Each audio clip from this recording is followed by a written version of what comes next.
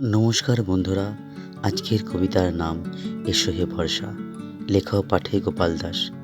এসো হে বর্ষা, কঠোর গ্রীষ্ম পেরিয়ে, অসহ্য গরম, অতিষ্ঠ মন ব্যাকুল হৃদয় ছাড়িয়ে, গ্রীষ্মের প্রকোপে খেয়ে ঘুমিয়ে শান্তির অভাব, কাজে গতি নেই, মন অলস উদাসীন।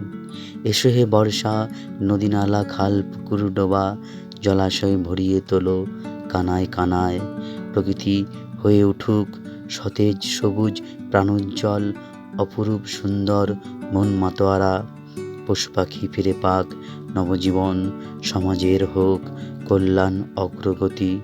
কোকিল শালিক বক কাকাতুয়া টিয়ার ডাকে ভরে উঠুক প্রকৃতি। ব্যাঙেদের বসুক মেলা, ঘ্যাঙর ঘ্যাঙর ডাক, লম্ফঝম্প আছে যত খেলা।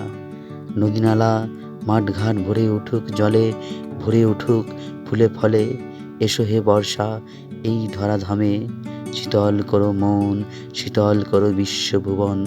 তোমার অপেক্ষায় ধানের সবুজ চারাগাছ, তোমার অপেক্ষায় চাষিদের বসে থাকা। নমস্কার।